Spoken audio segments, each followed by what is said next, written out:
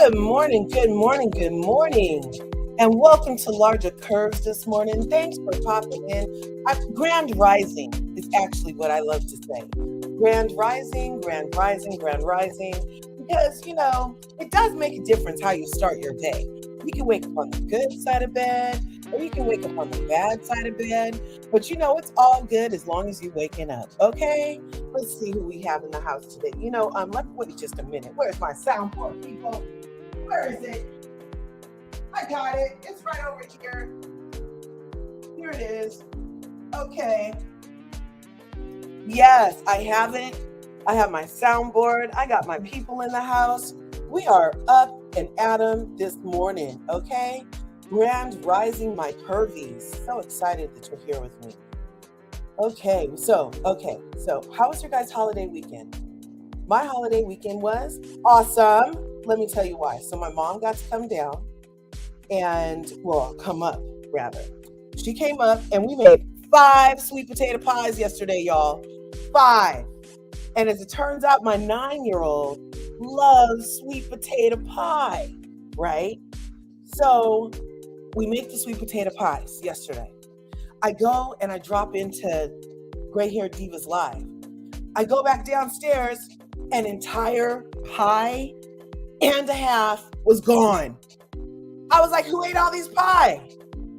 My mom said, the little one loves the pie. He keeps coming back in here. Okay, but as it turned out, y'all, I ended up finding practically a bowl full of the filling. What he really liked, you guys, was the crust. Isn't that hilarious? OMG. OMG. Yeah, he totally liked the crust. And that's hilarious to me because leave it to my kid to go through all the trouble of making a sweet potato pie from scratch. Like, we boiled the sweet potatoes, people. We hand strained the strings out, people, with our gloves on, of course. Okay? Like, this was a labor of love. Okay? And my 9-year-old was scooping out the filling and eating the crust. That's what he really loved about the sweet potato pie. Isn't that hilarious? I just think it's hilarious. I mean, but leave it to a kid to get to exactly what they want out of life, right? Right? Leave it to a kid. And just like kids, we need to do what we need to do in life and just go for what we like. Just get to the good part, okay? Thanks for being here this morning. We have Natashki in the house. We have Gabrielle in the house. We have Fifi in the house. We have DV in the house, Fifi in the house, freaking Cricket in the house, Naughty Love, and of course, Coco C all the way from the UK. I am loving it this morning. Okay, so what we're going to be doing this morning is I'm going to do a little recap of the season 7, episode 8, Real Housewives of Potomac.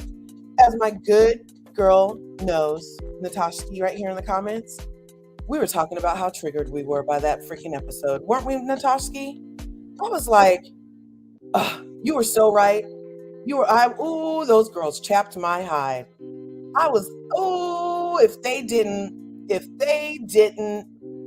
freaking really show who they were. And now there's this whole conversation of colorists, right? I'm trying to get we already have words of the day.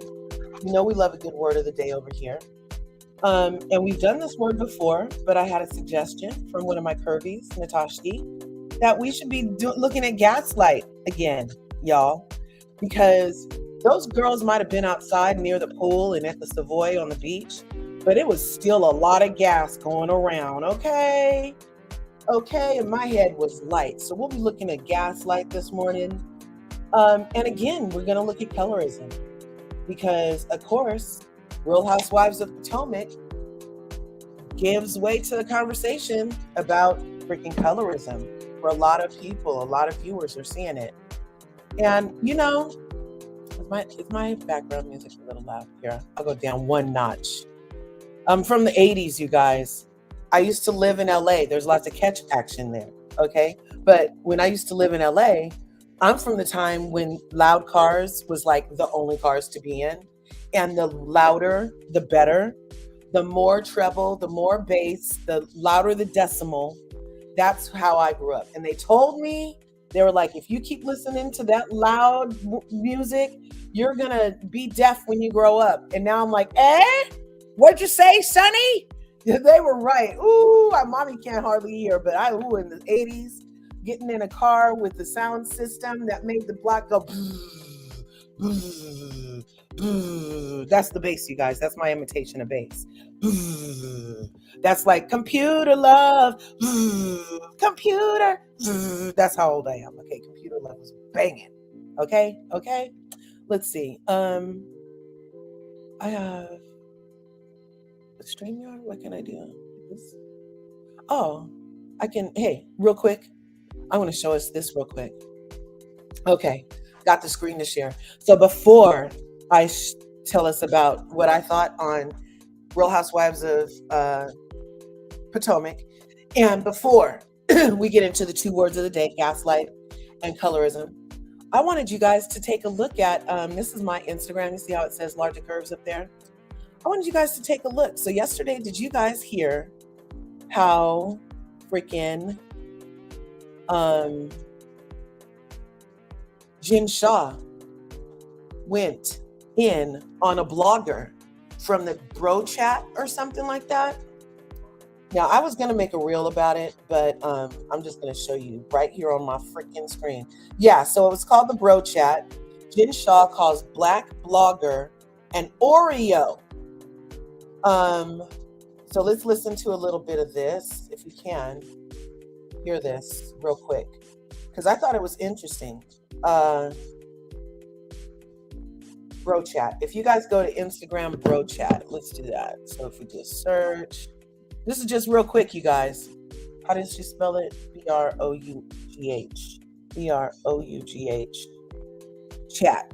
Okay. So yesterday I was minding my own business. I promise. It was my own business I was minding.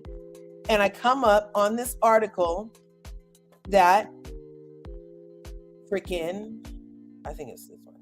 How do you get back? No, go back. Okay, let's just go to bro chat. So she had called this black blogger a freaking Oreo. And you know, Jen Shah is an issue for me, you guys. She has been.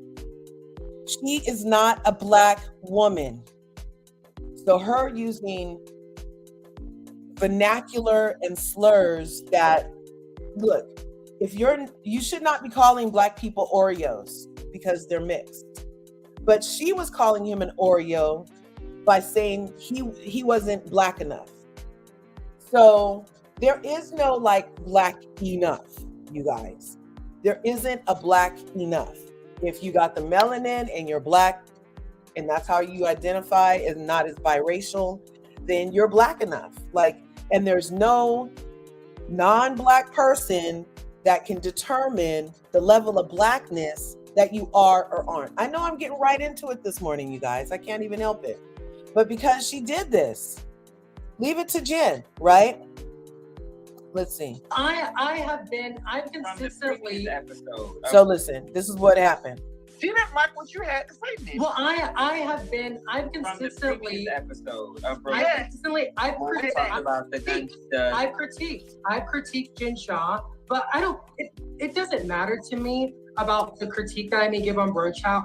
I don't deserve to be on the receiving end of being named in direct messages and threats, calling me an Oreo cookie.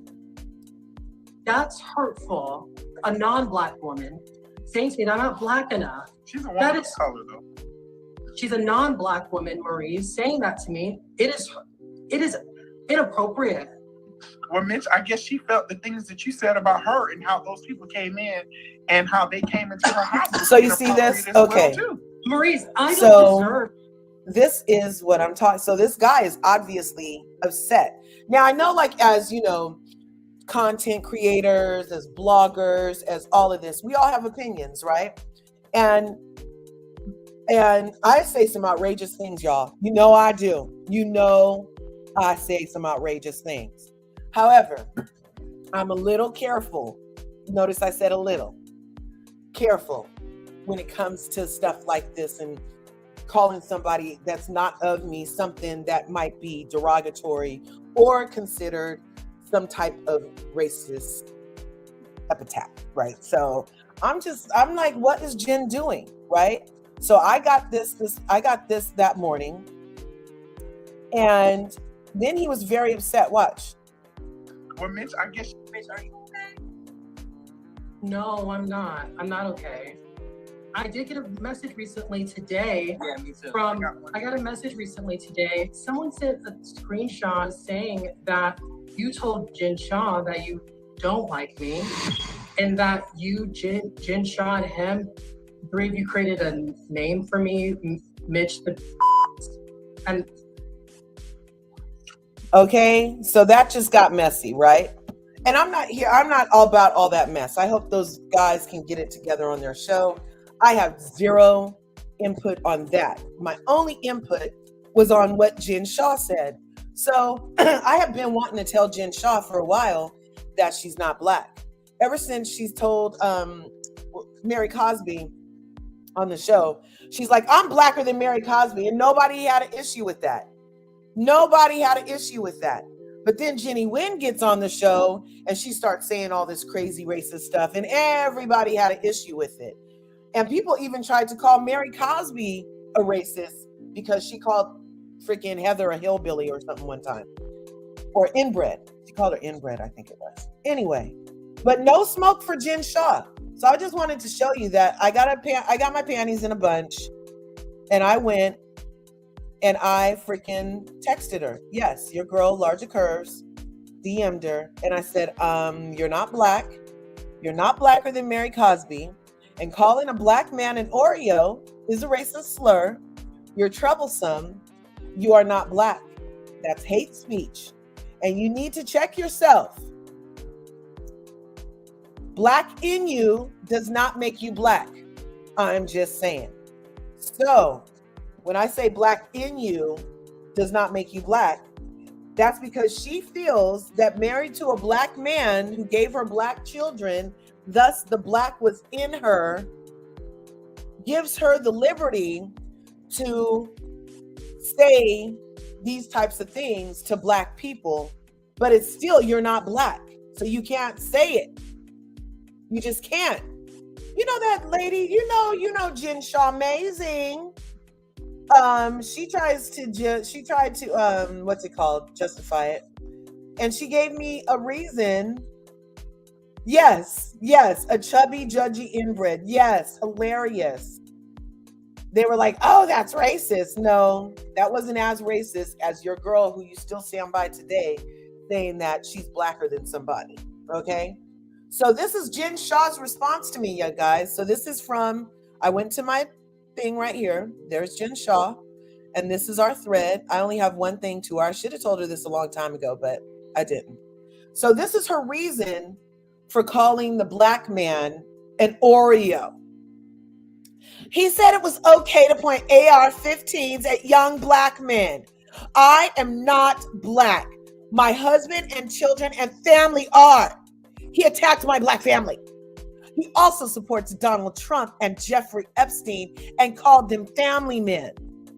He can have whatever opinion he wants of me, but he has called me much worse. He also made a meme degrading my country flag of Tonga. You don't have the entire story, and I will always stand up for my own culture as well as my family. Okay. So I think that's actually a nice comeback, lady. Yeah, sure, you were protecting your family. So your way of protecting your Black family is to attack other Black people with their Blackness. Okay, call me crazy, but I can see how you might not be as liberated in your mind as you think, because you constantly have to reference. This is like, she practically said she has a Black friend, y'all. She practically said, well, I have a Black friend, so that means I can say it, right? And I'm like, you have a Black family, but they have created a monster, obviously. If nobody in that house is checking you, saying, Mom, you're not Black. This looks, you're going a little too far, Mom. think of it. If there was a lady who wasn't a person of color at all, going around calling people Oreos, saying that she's blacker than them, telling them about their blackness, that wouldn't be tolerated. It would not be tolerated. And I don't feel that it's right for Jen to do this. And you know what? Technically, the reason that the freaking AR-15s got pointed at her kids was because of her and her thing that she has going on. That's one other thing before we get started on this, just real quick, you guys. You guys know why she went to court, right? Because her direct response marketing was targeting old people. And she still has it up. It's her job, you guys.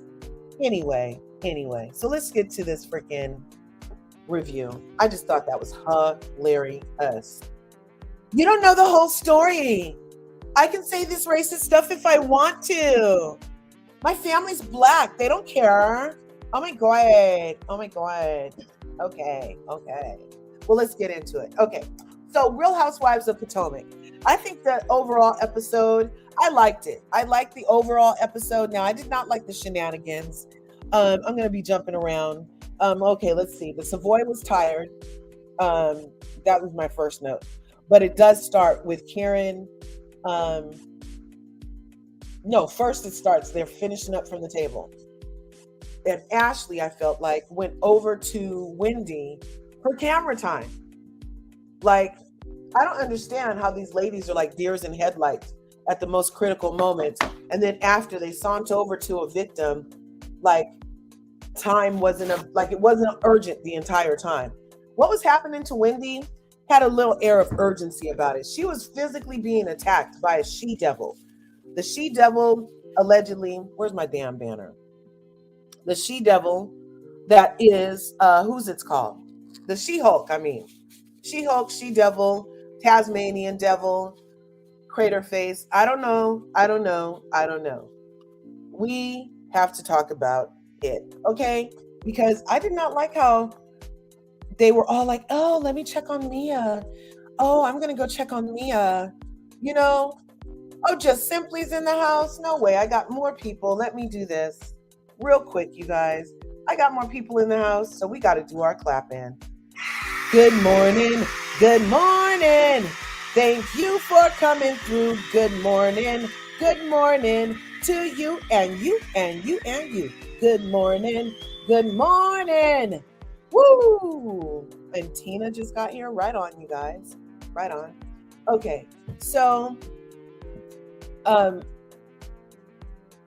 did you guys feel about them after they had to have finished ordering the food after the fight?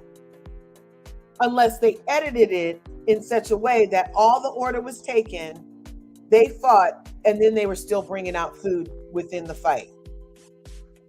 After Wendy got attacked, we saw Wendy have the water thrown on her curly hair, and then we saw a reach over and a swing with a bag, and nobody in real time, like when Wendy got up, nobody ran after her to see anything about her. They sat there and ate their food, you guys. They ate their food. They ate their food. And then tried to blame Karenn for not, they blamed Karenn for being in the middle, but not getting in the middle of the mess. And they ate their food. That was very, that hurt. That can hurt. I mean, there should be, regardless of how much you like or dislike a person, right is wrong is wrong. But we can tell from Rob the Builder, that, she doesn't care. She's just like, I just don't like Wendy, period. And we all know why Rob the Builder doesn't like Wendy. It's because Wendy's husband loves her. Her kids talk to her. And they go to school on a regular basis. And she has her stuff together. She has 4 degrees. Why else wouldn't she? I mean, what did Wendy do that was worse than anything anybody else did? Let's see. I keep asking the question. She did tell Rob the Builder last season that her relationship was fake, which we already know. I mean, that was like a reasonable deduction for anybody with eyeballs that you're in a fake relationship, or at least a relationship of some type of convenience, that you were divorced for 3 years when we got on the show.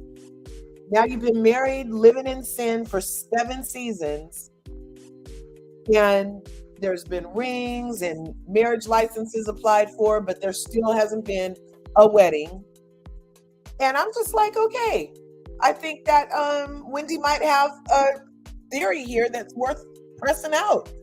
But no, Rob the Builder wants to hammer. I want a hammer today. And so, of course, Wendy is the nail, and she is just beating Wendy for no reason that we can see. They literally used to hang out, you guys. They were hanging out before the season started. This is sounding a little like Contessa and Dr. Heavenly-ish. Well, they were hanging out a second ago, and now they started filming, and now we got a problem.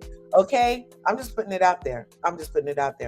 ST says, those are dirty women. Then Giselle and Robin should be ashamed of themselves. Just nasty behavior. It's nasty, ST. It's just nasty. Yes. Bigfoot is horrible hostess, and she should never host a trip again. Where is the fine dining, the yacht, etc.? The trip was low budget as her freaking raps, okay? You're right, just simply.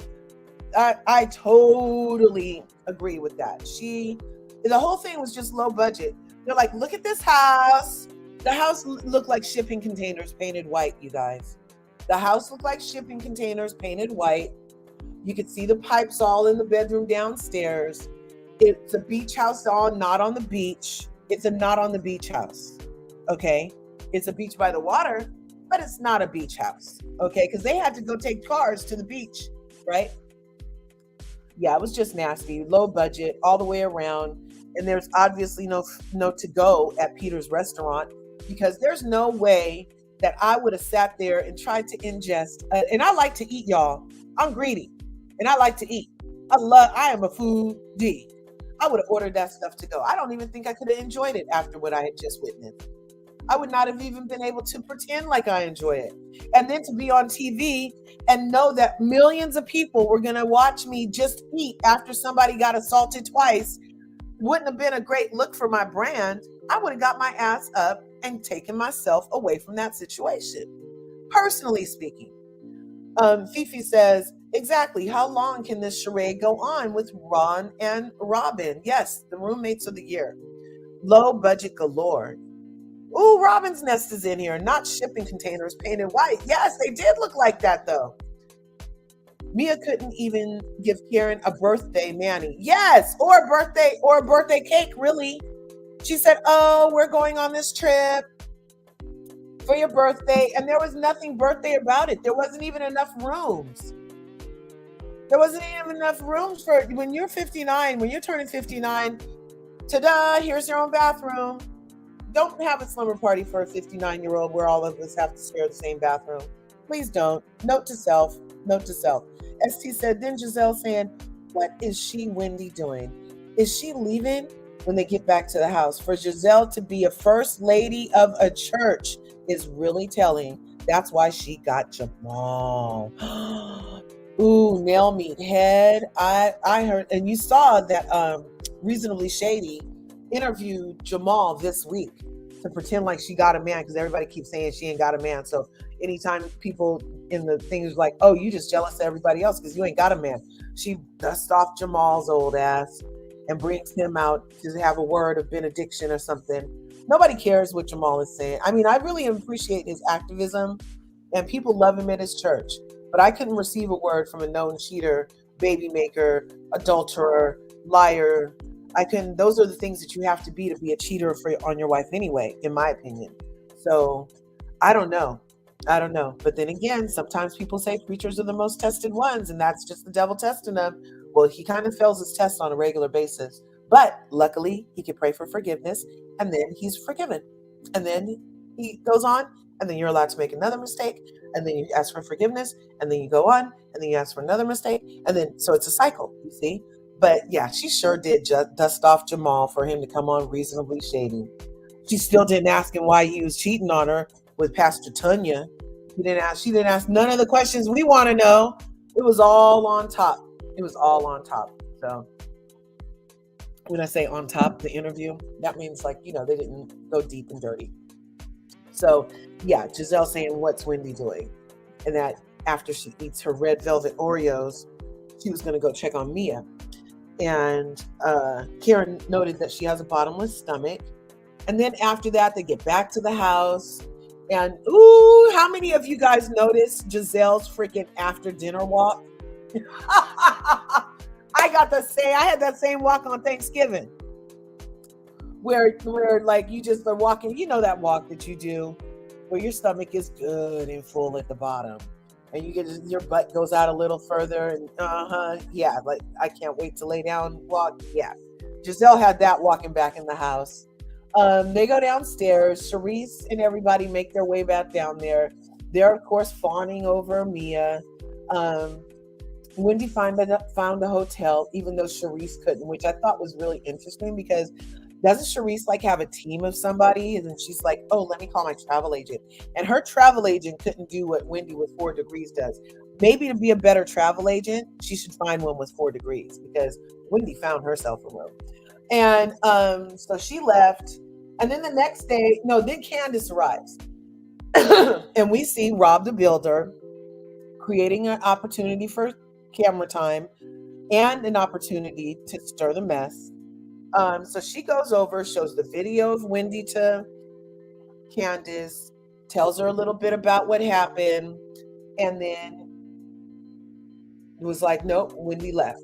Okay, fine. So they wake up the next morning, and Candace is getting ready, her beautiful self, and all the other ladies are downstairs. But lo and behold, wasn't it interesting how Karenn and Bigfoot came out in the same swimsuit wrap? I like the one on Karenn better. We were talking about this before, how I love a good nude color, a nude brown, beige, but not like khaki beige. Like I think those bone colors, those neutral palettes on women of all shades are so sexy and beautiful. And so when Karenn came out in her tan kind of see-through fringy, attached fringe thing, because I think that was just fringe that they sewed the long way without cutting. And so it gives it that swoopy kind of layered look. Anyway, it kind of reminded me of the dress Nene wore to Portia's wedding this weekend. Shout out, #LoveWins. But anyway, I think Karenn wore it better. And then Mia's getting her nail fixed because she's the only one that gets to. Mia's the kind of bitch that she will bring out her friends and will let you walk around looking crazy. So she's the best looking one. You know what I'm saying? You guys have that friend and you're like, ooh, do I have anything in my teeth? And they're like, no. And then you turn to your other friend and you're like, do I have anything in my teeth? And that friend's like, oh my God, how'd you get this piece of kale sticking between your teeth?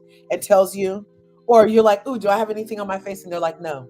And then 10 minutes later, a complete stranger walks up and is like, oh, you have something hanging out your nose. Yeah, one of those kind of friends. One of those kind of friends. Jacqueline's yellow bathing suit and cover up was cute too. Yeah, Jacqueline. Yeah. That was cute. That was cute. I did not like Mia's though. Mia's loves those asymmetrical off the shoulder tankini kind of things. It was okay. I think she looked nice. Now who looked? Giselle. Giselle looked okay. I did not like that freaking used to be Baywatch style high cut onesie on Robin. I didn't really like that. And nobody's liking Robin's burgundy hair this freaking season. Yes, you're not friends with those people anymore. Yeah. Like, because they would put you in a position to look worse so they could look better. That kind of friend. Yeah. So Mia wants to be the only one with her nails hooked, the only one with the nice room, the only one with the this. Everything's about her, but she says it's about you and that you're included. Okay. Anyway, so she announces, Mia ends up telling,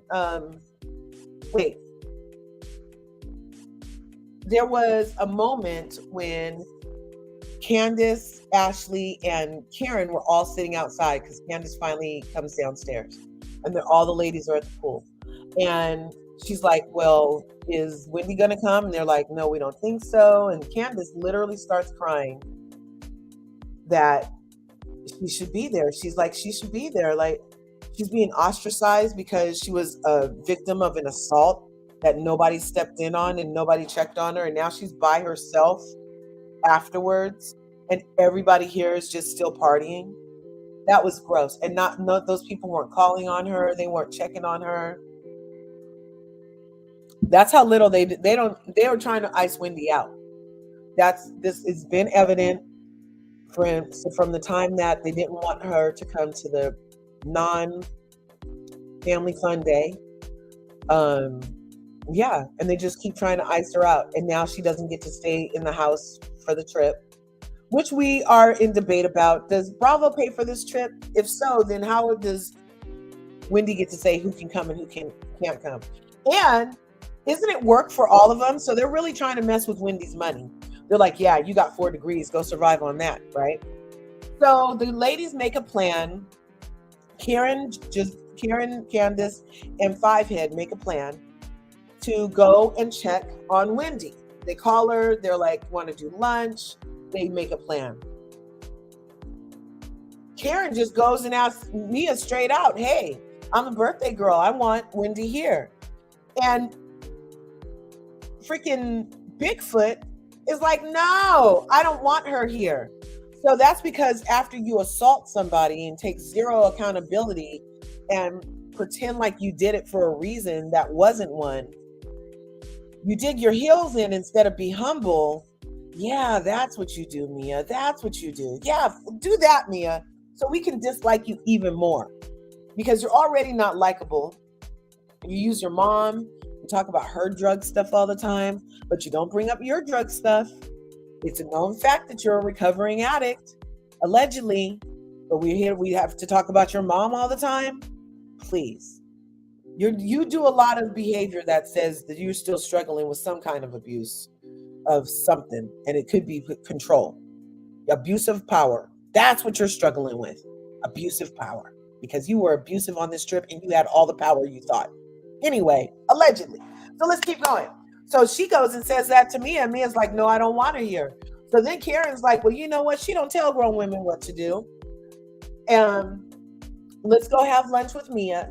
Go have lunch with Wendy, and they can go to the beach. So the ladies all stay back and they go to the Savoy. Does anybody know what the Savoy is? And I'm like, oh, the Savoy. That sounds catchy. That sounds snazzy. I think it's some famous beach. I didn't even really look up the background history because Mia acted like it was like, oh my God, we can go stick our toes in the sand at the Savoy.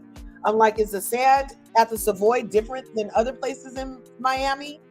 Or did it get flown in from Dubai? Like, why is the sand at the Savoy so special? I'm going to have to find that out. But right now, I don't really know. Let me see. The Savoy. I have no idea. Does anybody know why the Savoy is so special? Savoy. There's a Savoy Hotel in Manila, in London. Florida. The Savoy Hotel, all suite. It doesn't even say like it's. Well, the rooms are $344 each, $439.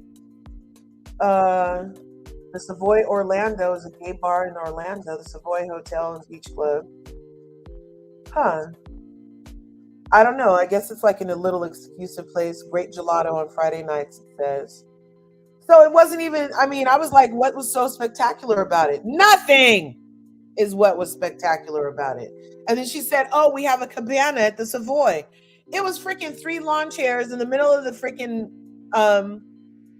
beach. 3 double lawn chairs. Oh, I got this for you. Did you see any drinks or libations? Did you see any sparklers? Did you see anything that indicated that you all was partying? But you had set all that up for the party though, right? Right, Mia? You set all that up for the party. Okay. even if we do believe you, it didn't look like it. Okay. So meanwhile, they're on the beach, but before they go to their respective places, they're getting in the cars. And in one car, we have Team Mean Girls. And in the other car, we have Team Let's Go Check on Wendy. And so Team Mean Girls is Sharice, Rob the Builder, Jizzy, Mia, and Jacqueline.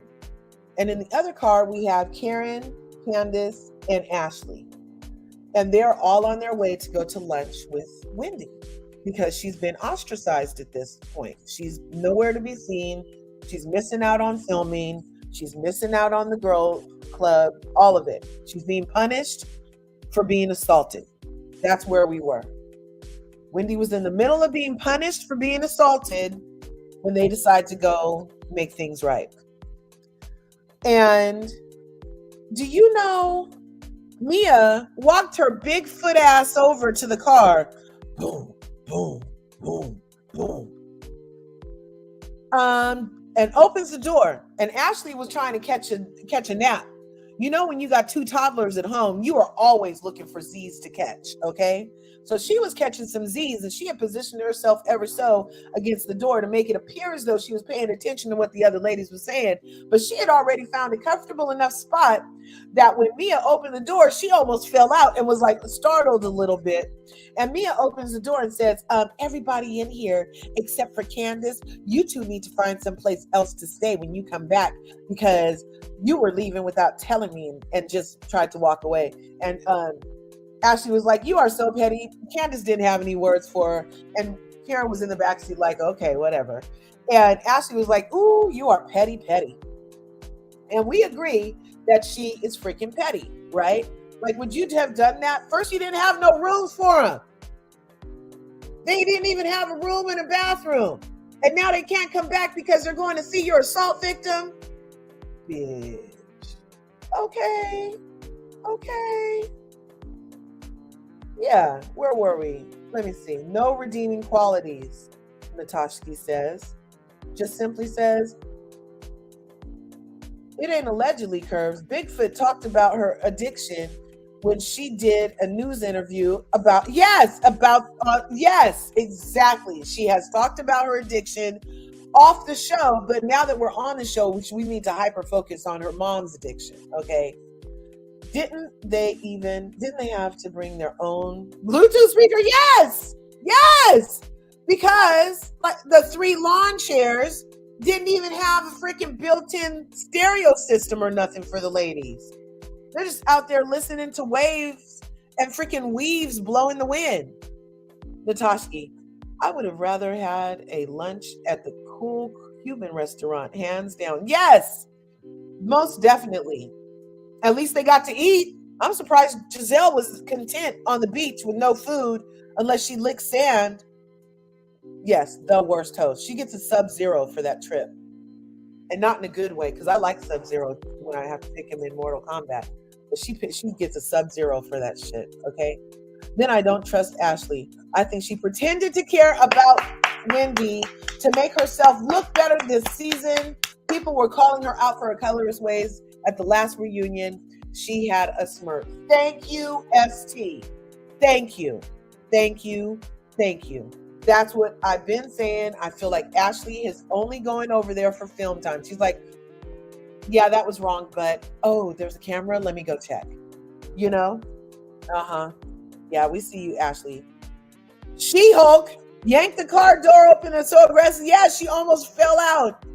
Oh my gosh, that's hilarious. Sheila Mack, good morning, darling. Thanks for being here. The way Mia snatched that door open, baby, I couldn't. It was hilarious, right? She was like, Hulk smash. You know, come back to house. You go see my victim or smash Hulking. That was my impersonation of Mia. Size 13 needs to go sit down, please.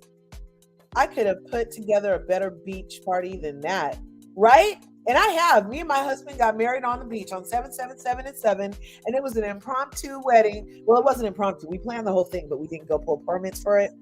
And so we kind of had we just did it. And then we had our party and our thing afterwards, and we didn't have no permits or nothing. Yeah, that's how I did that stuff. It was so cute. And our party was better than that. Yes, yes. Yay, I'm starting to think that too. That's what I'm saying, right? Joe Amari, hi, good morning. I'm so excited y'all are here. Okay. So we're almost done with all that point. And so Hope smashed the door. They end up going to the thank you, Joel Amari and Sheila Mack and ST for being here. Right on. So yeah, I'm like, then what happened? So while the girls are at lunch, Wendy walks in all Florida, okay? She looked like she got a hotel room at Pitbull's mansion because she was Versace from head to toe, okay? I don't know if they sell Versace weaves, but her weave might have ended up been a Versace. She had the shades, she had the shirt, she had the pants, she had the purse. Where was her purse? A Birkin. And she had the shoes, okay? She was Versace. She could have went over to the Real Housewives of Miami and fit right in because those ladies keep Versace in business, okay? And she looked great. I was happy to see her willing to service some fashion, because we don't get a lot of the fashions on Real Housewife of Potomac. And they dress nice and they dress classy sometimes, but it's not like labels and fashion the way some people are accustomed to, and it's not like glamour or anything like that. But I feel like Wendy's look for that lunch was awesome, and you could tell she came ready to have a good time in Miami. Like she was walking around that house before everything happened with such a smile, such an ease about her, and those bees were plotting on her the whole time. Yes, Pitbull Mansion. Yes. Okay. Oh my gosh. Grand Rising Delicious. Yes, I thought Wendy didn't she look good? I did too. You're very welcome. Good morning. Just got out of a crazy meeting. Call it work. Oh, awesome. Yeah. Some little, some freaking comic relief between Zoom calls and whatnots and board meetings. I appreciate it. Yes. So then what happened? Wendy was showing she got some coin, right? Yeah, she has some coin and she has some taste. She does. Those two things go with Wendy. So while they were at the lunch, she was talking about how, how she felt about everything. And the girls were saying that she didn't, that wasn't right. And then they were like, oh, do you want to come back? But wait, did that happen? No. Well, let's just get to the Trina part. So they had to go back to the house. Ashley and Who's-Its decide they're going to go back to the house. And that Trina, Candace, and Wendy. Yeah. So Wendy and Candace are like, I have to go over here. And Wendy was like, oh, can I go see Trina? And I mean, like, who doesn't go to Miami and want to see Trina in her city? Like, she is 305. That's the area code for Miami, you guys. She's totally like the poster child for 305. Okay.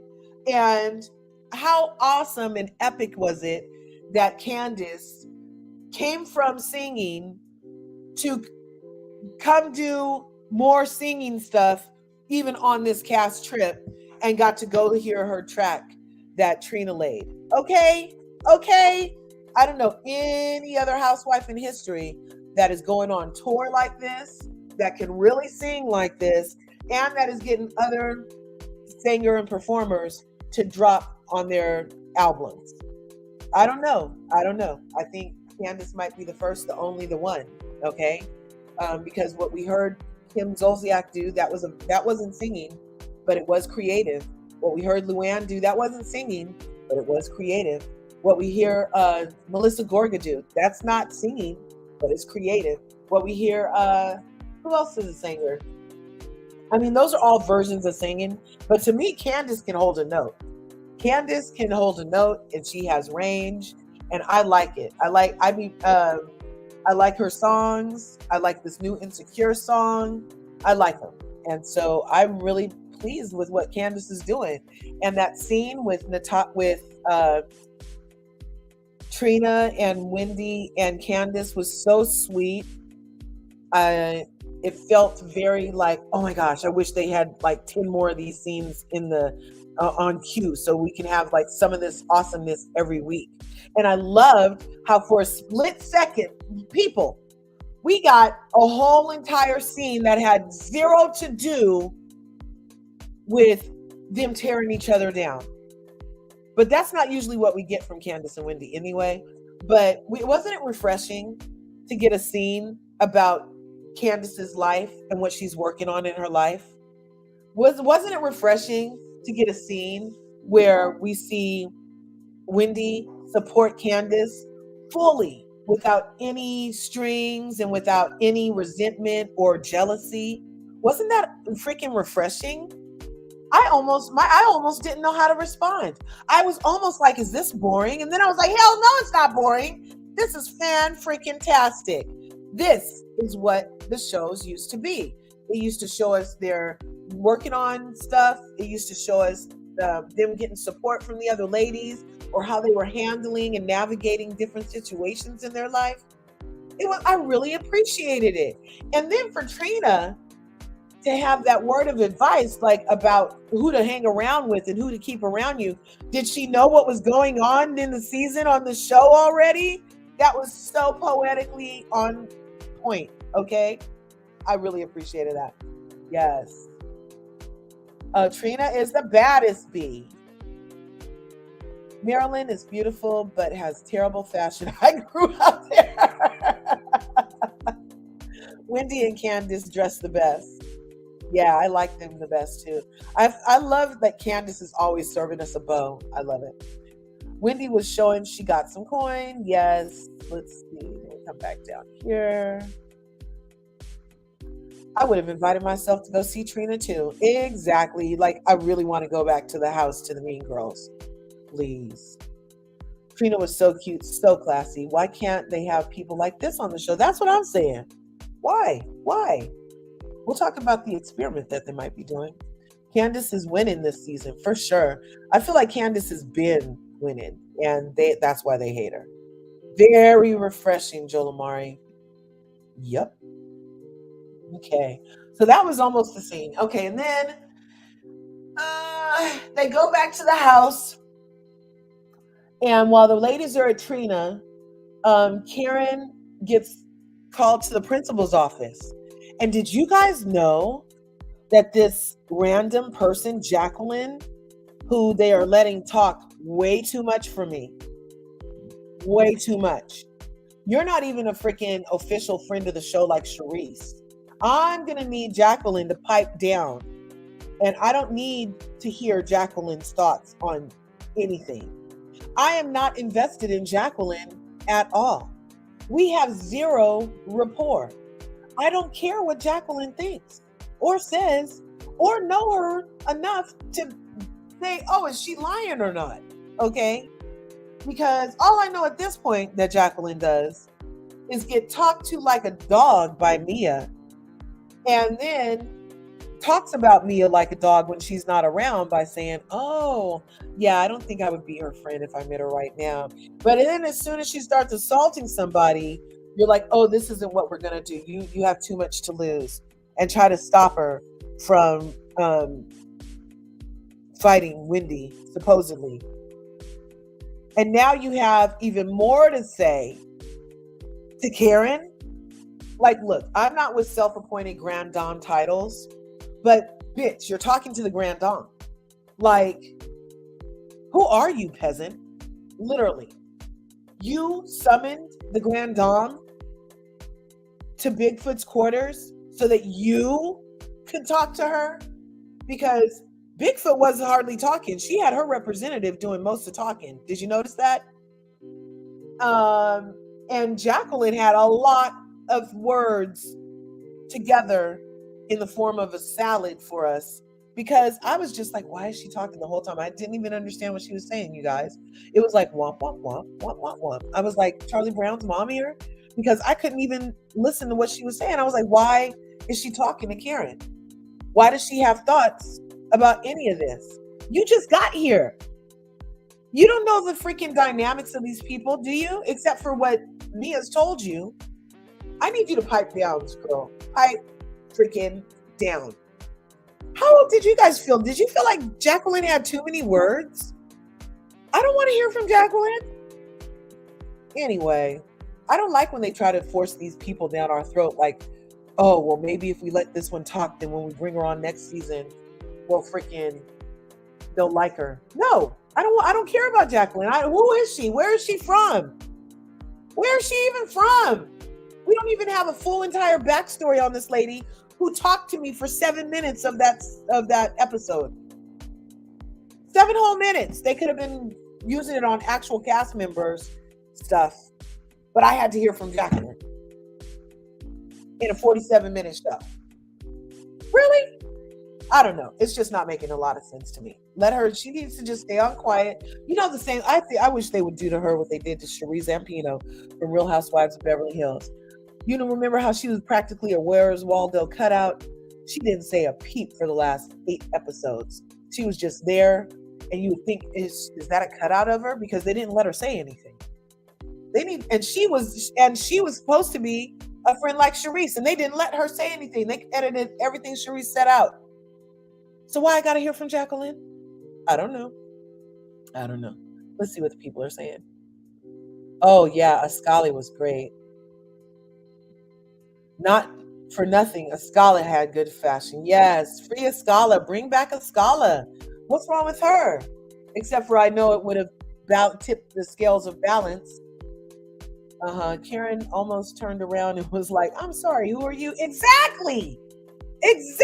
She's like, who told this bitch my name? Summoning me in here. Can you come up here? Mia wants to talk to you. Well, she needs to call me and text me and tell me to come upstairs like everybody else. Who are you, her butler? Self-appointed titles. Yes, she did. I know, right? We were robbed of a Scala, Candace, and Wendy trio. Yes, we were robbed. Oh my gosh. They wouldn't be able to stand that much greatness in one place. Right? We never really got an intro package for Jacqueline. I'm saying. But now they want me to listen to her 7-minute tirade? Yeah, no. She just sounded like a crazy person looking for camera time, a clout chaser. I can't stand Mia acting like this. Yes, it's weird that the others are entertaining it. Yeah. It's hilarious. I was here for Karenn letting Bigfoot have it. Yes. Oh my gosh, that was hilarious. When she let Bigfoot have it. Because she's like, I am not doing this. My man sent me some roses. I can have a cake and a candle. And it's good. You're not doing nothing. And, your party was at the beach. That was your party. Well, you didn't say that. You said, how about we go to the beach and you go to the lunch? You didn't say, but my party's at the beach. You didn't say that, Mia. You're not a good communicator, boss.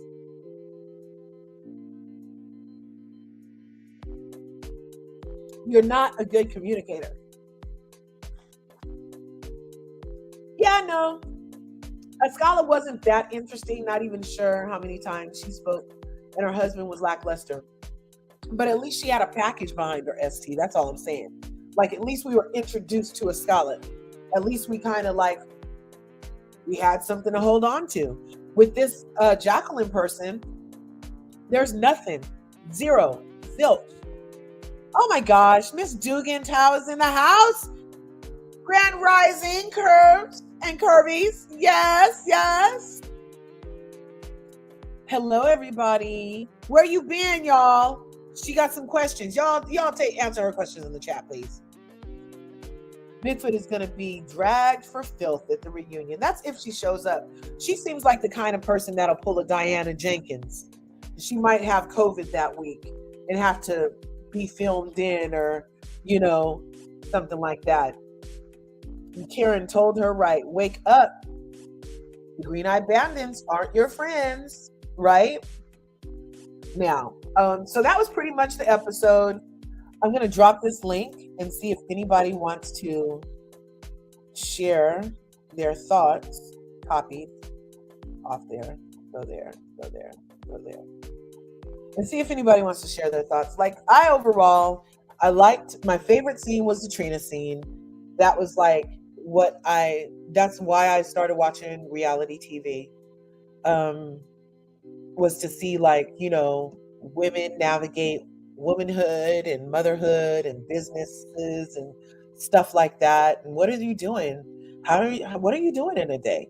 And it wasn't all this, oh my gosh, let's dig up that and let's start a rumor over here and let's, you know, tolerate assault one day and the next day say, because you responded to it, you deserved it. But somebody did suggest that I go back and watch the right before Mia threw the drink. What did Wendy do? They said that Wendy had reached across Karenn right before she got the drink. And I'm like, well, Karenn should have been the one to throw a drink then, because her hand couldn't have possibly got to Mia if she had to cross Karenn for it to get there. So that still was a weird reaction when it wasn't even by you, except for that it was very Portia with the scepter. And remember, Kenya was putting the scepter across Cynthia Bailey, poking it at Portia when Portia grabbed the thing, and that's how they started their tussle. Remember? So it could have been something like that, a split second of that, but I don't know. Natashki is in the house. Hello. I like your morning voice. Oh my God, it's so groggy. Thanks for coming up. The allergies are attacking me. Yeah, but I genuinely feel psychologically abused from the show. Yes, it's psychological abuse, right?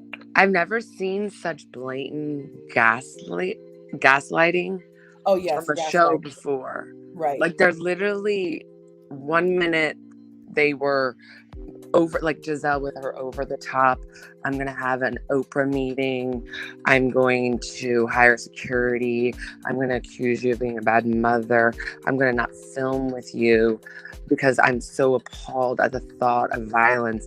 But then I'm literally going to do a 180 and not even address it. It's just, It's weird. It's like strange, and it makes you feel weird, and you're just like, this is not what I want. Right, exactly. And look, so you had suggested the word gaslighting for today, you guys, or one of our words of the day is gaslighting. It's a noun. Psychological manipulation of a person, usually over an extended period of time, that causes the victim to question the validity of their own thoughts, perception of reality, or memories, and typically leads to confusion, loss of confidence, and self-esteem. Uncertainty is one of one's emotional or mental stability, and a dependency on the perpetrator. So I feel like that's happening. It can be a very effective tool for an abuser. 1000%. Yeah.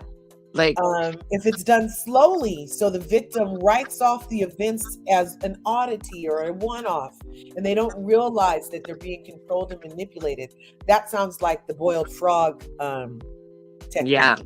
Where it's just like a drip. But then there's also like a more abrasive technique, like I feel like these ladies are doing, and they're just like sticking to their guns so hard, so you feel like surely they can't have like this level of I can't even speak because my brain this morning, but surely they don't have this level of audacity to lie this aggressively to the audience, and expect us to not be like, wait a minute. Yes, exactly.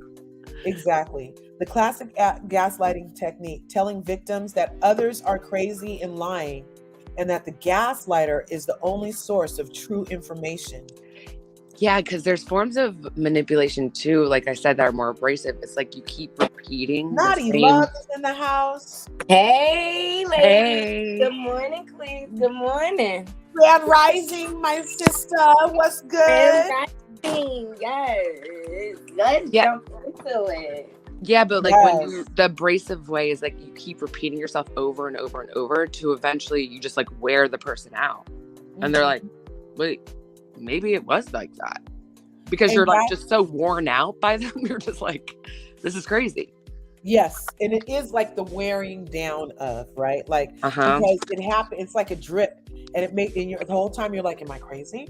Am I crazy? Every drip is am I crazy? Am I crazy? Did I just see that? Did I not hear that right? And we got to stick to our guns this time. This is not okay. Right. So, Naughty, how do you feel about the word of the day, gaslighting, being used on these ladies today? I think it's relevant because there's a lot of gaslighting going on around us everywhere. Mm-hmm. And I think it's a lot of gaslighting going on with the social media and with these reality shows. Oh, completely. Like, we're being distracted very well, aren't we? Yes, exactly. So distracted that I start to see patterns and I'm like, I'm bored of this already. You know, like, you're playing with me. Yeah, it's coming off textbook. Look, I'm going to go Sutton. Let the mouse go. I love that. They are with her, she had like a pursed lip and she was like, let the mouse go. Yes. Like, let us go, please. They're playing with our intelligence. And I feel like it's a disservice to the viewers. Like, I mean, they're practically calling us stupid to our face. That's what I was just going to say. I feel insulted. I feel like you are actually insulting me. You are literally calling me stupid. And I don't like that. Yeah, it's ridiculous. Our other word for the day was going to be colorism. Let's see. Because so many people are saying they don't see how, they're like, well, she just doesn't like them. But you have to look at the treatment and like the why doesn't she like, is there a really valid reason? I think it's a couple things happening at the same time. That's why people are like, it's not just one thing. Yeah, it's not just this. And if it's this, then it can't be that. It's also like a couple things. Right. And I think colorism is one of the things that it is. For sure. You know, Curves, I want to throw a curveball. Like, yes. What about the lack of grace people have nowadays and forgiveness? Morality, as though they're not human themselves. Like, they don't make mistakes, but you expect grace when it comes to you, but when it comes to someone else, you hold them to a different standard. So, I mean, I think that kind of ties into the gaslighting too, right? Like, I feel like certain cast members with Potomac, they talk out both sides of their mouths. And it's just like, which one is it? And you know who I'm talking about, Rob the Builder. Okay, she has different standards for everyone. She's just like in her own fictional land. Mm-hmm. I've been calling her Stone Cold Rob Austin. I can't deal with her.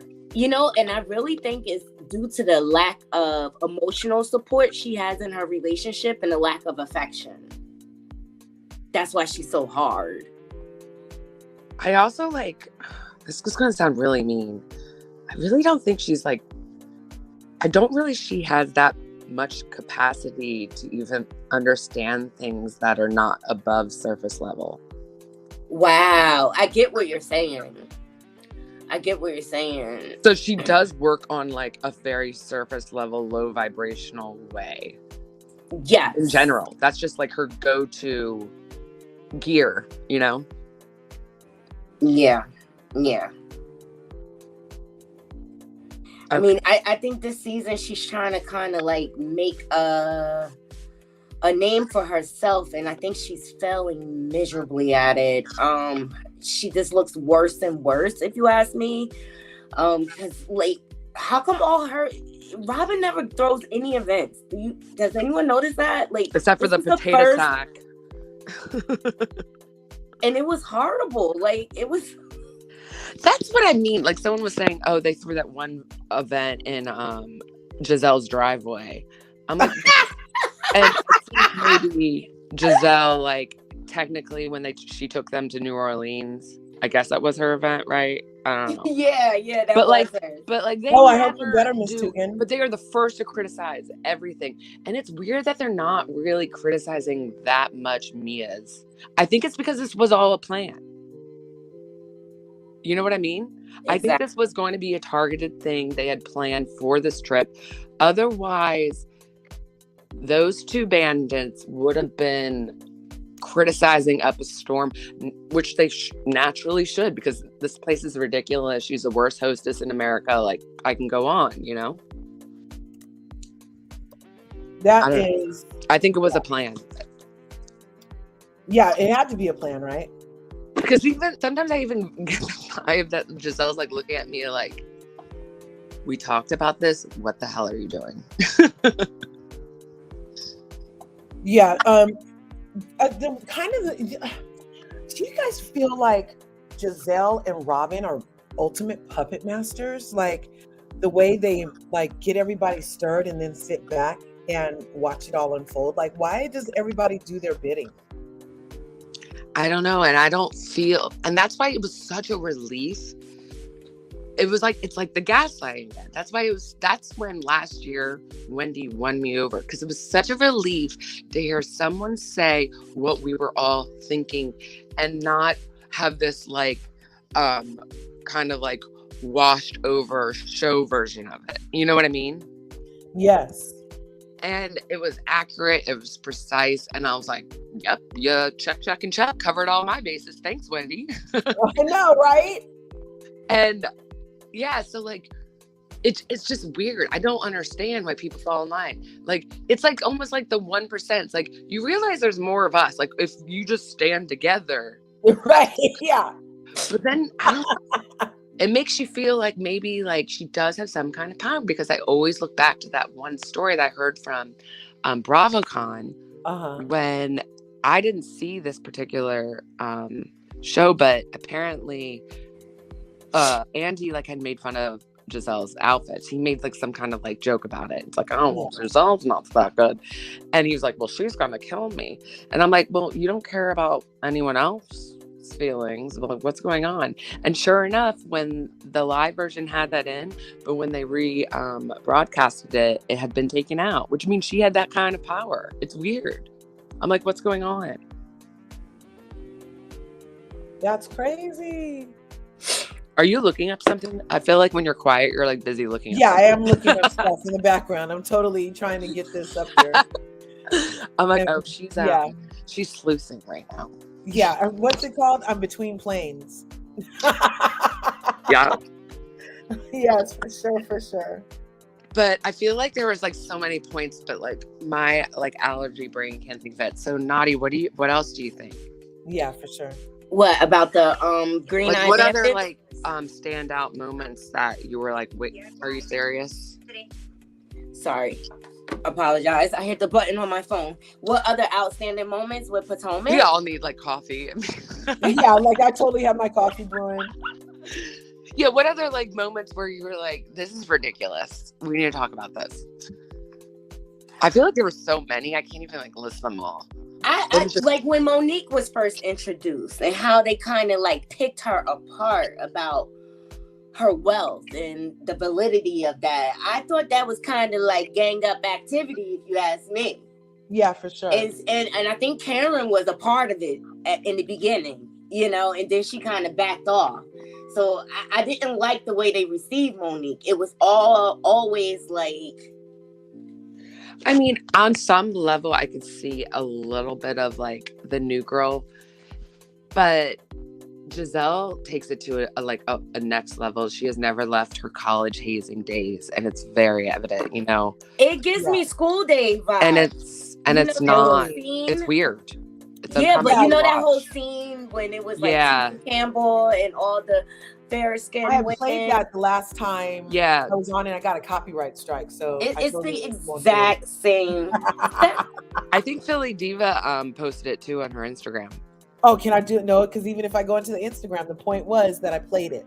So Yeah. that's where I got it from. But yeah, I saw it a few times. Yeah, because like the parallels are definitely there for sure. Exactly. And Giselle will never be held accountable for the things she does. And she looks like a puppeteer right now. She's sitting back eating and laughing, and she put all these balls in motion. Trust me. I was genuinely disturbed by, like, Giselle was way too filled with like genuine joy for me. Like she was like extra happy. So much joy. It was almost like it was like Christmas morn or something. Like I was like, okay, can you tone it down? At least pretend not to be a psychopath. Like, what is this? She looks like the Grinch. Right? She's like laughing and smiling. I'm like, one girl is not here. And honestly, like people are always like, well, Candace is always crying. I'm an emotional person. Like I'm an empath. I get really affected. So like sometimes like whenever I have an extreme emotion, a little waterworks comes out. I hate it. It's embarrassing, but whatever. It's almost like a release of energy, if that makes sense. Yeah. Mm-hmm. So like I could relate on that level. And I just felt like what she was saying was like what was in my head. Like it's just wrong. It's not nice to watch. Like this is genuinely wrong.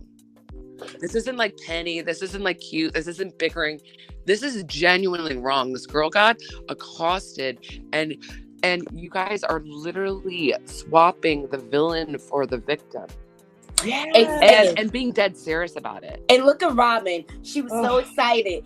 I've never seen Robin so excited to see Candace, right? Right. And I'm so glad they got her footage and her perspective.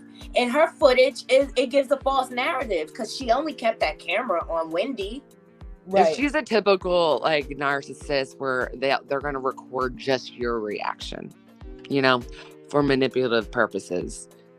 Yep. It's so annoying. Well, I knew she was going to do that too. Mm-hmm. Me too. Then how she ends up recording Candace too. So she not only played the tape, but then she recorded Candace's response without her knowing. She's a snake in the grass at this point. I don't like Robin at this point. Like, cause like, what do you do, Robin? What do you do? All right, you flip houses. All right, we don't know anything really about Robin. And I think her and Giselle, they do all these things to deflect from them so they won't have to tell what's really going on in their lives. Mm-hmm. Exactly. Both of their lives are the most tumultuous, but yet we're not talking about them because they're too busy deflecting, like making sneak attacks on everyone else. Right. Yep, exactly. Because I mean, have any of you ever listened to their podcast? No. Have you? Me neither. Like, I'm not checking for their podcast. I'm not checking for Robin's hats. Like, I'm not interested in their opinions at all. Like, I don't relate. I don't think that I think they're morally corrupt. Like, I'm not going to like spend time and energy listening to people like that. Seriously. And do you notice that I think Karenn, she just tries to save face with Giselle and not give her that energy. But it's always a scene each season where Giselle goes to Karenn's house, right? Right. And it always seems like very awkward between them because they're not really friends. I think Karenn cannot stand her. I think they see each other as like formidable opponents, kind of. I always got that vibe. Yeah. Like they almost like respect each other as opponents. I can see that. But they still like go after each other. But Karenn's doing it better. Let's just give it up to her. The Grand Dame is out here on these YouTube streets. She has a perfume. She even took Wendy's candle idea, okay? Like, the Grand Dame is blowing up. Like, and Giselle, I think, is jealous because where is Giselle's businesses? When's the last time we heard anything about her businesses? She doesn't. Reasonably Shady is it. The Every Hue blew up, right? And did she do anything else? No. Oh, she wrote that book since she's been on here. I did download her book. So I totally think you're right about. Look at me, guys. I gotta take a call at work. 1 second. Okay, no worries. I totally think you're right about Ashley, and I feel a little bamboozled because I was just like wishful thinking that like maybe someone was going to throw a bone and have like be a human for once on the show. No way. But you're girl right. I think it's almost like she knows that she will get camera time and she will have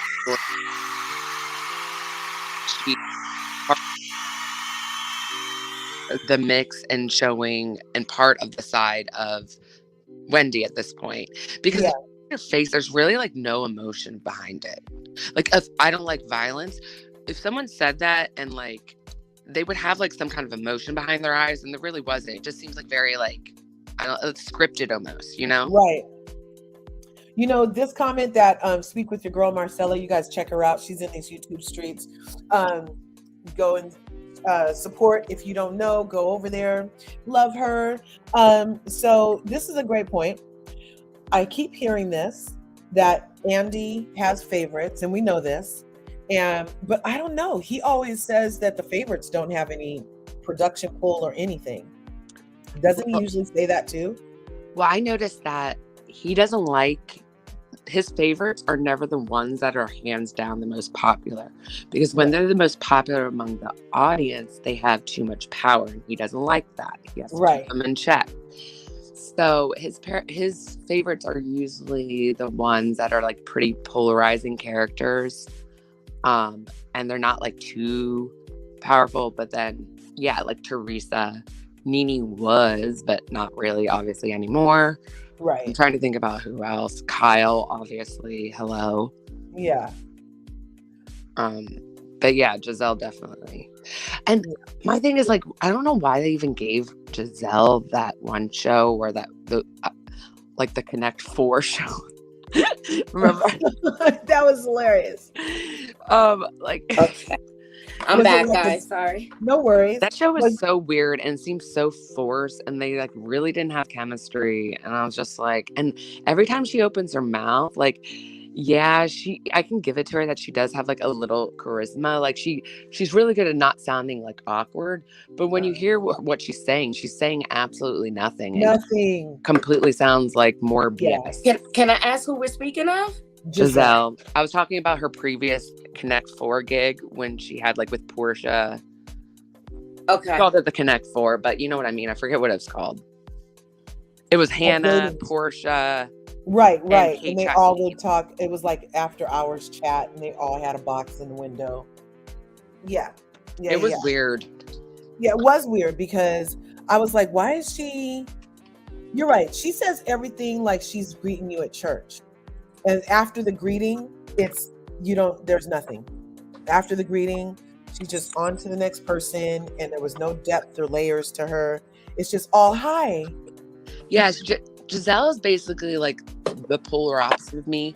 I suck at fake small talk.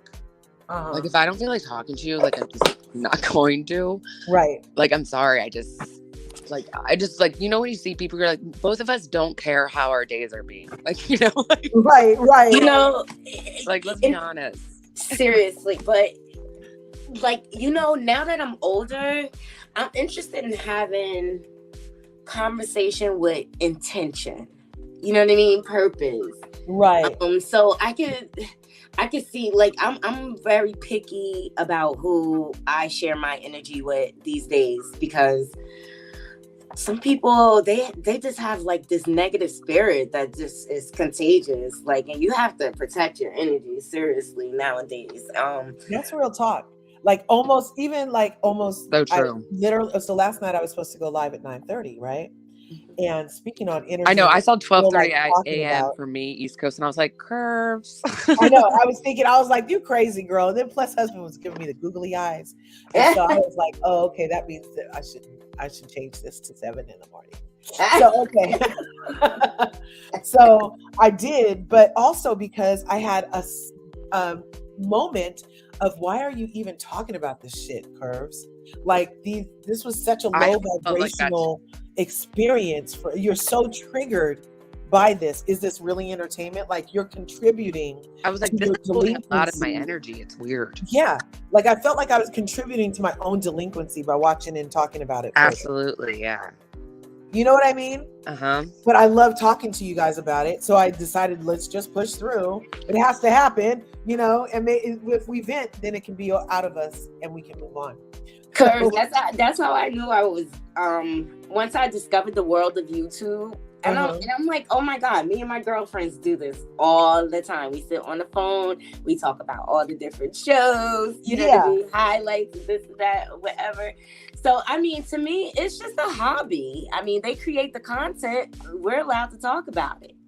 Yeah. Well, see, for me, like, none of my friends even watch this, really. I haven't assaulted anybody in years. Y'all are my people to talk with this about. I was so happy when I discovered the world of YouTube. Like, oh my God, I can talk crap about all the shows out here. Like, but back to what you were saying, we didn't say nothing about the shower either. We would talk about the shower after that. Because it was so stupid. Like, it's just like analyzing Mia's lies seems like such a waste of time because she's a pathological liar. Yeah. And her face shows it, guys. Like, and I'm not even trying to make fun of, but like, she has gone overboard on the surgery on her face. And it looks scary to me. I don't know if anybody else notices that. Well, like, I follow this like Instagram account. It's like back then and now, and they showed Mia, and she looked like a normal human, like pretty girl back in the day. I was trying to analyze. I'm like, what did she do? I'm thinking that she got cheek implants. I think she got fillers. Definitely fillers. Her lips need to go. They create an inhuman silhouette. Like the side profile does not look like a human being. Like, I don't know what kind of creature that is, but it's not human. But I think this is a direct reflection of how she really feels. Like, I think she's using all this plastic surgery to cover up her pain instead of like actually dealing with her trauma. You know what I mean? So, and that's why I think she's so mean and manipulative. Because she's really probably miserable inside, you know. But there's a lot of people that go through trauma and don't project that onto others. I feel like that has to be, it's like nurture versus nature, you know. Some people go through the worst of the worst, and they are the best people, and you would never even know. Exactly. And then some people can go through the same experience, and completely they just repeat it basically and project it onto others. So it's really like who you are on the inside too.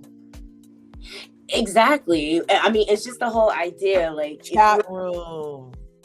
If you were violated as a child, sometimes they repeat that behavior, especially if they go untreated, like Mr. Kells. Okay. Yeah, it's almost like you have that little like demon inside of you, and then someone that trauma just lights a match so it can grow. And some people just don't have that, so it causes damage, yes, but it never puts that monster in them. But with me, I like there's nothing genuine about her to me. Like the way she treated her mom, you know, I would never forget. That's why I never invested in her story. I'm pretty good at reading energy as an empath, and I'm just like, no, I'm not invested. I don't really have that much emotion about it, because although I have compassion for her, she's a very inauthentic person. Can I plug you guys? Mims did a recording on that earlier on me. And talked about like how she had her own issues with substance abuse in the past, but she doesn't highlight that. Yep, Kai said that at one point. Sheila Mack, that had me laughing for literally days. Gabor said Mia has that orphan spirit. Yes. Yes. She does.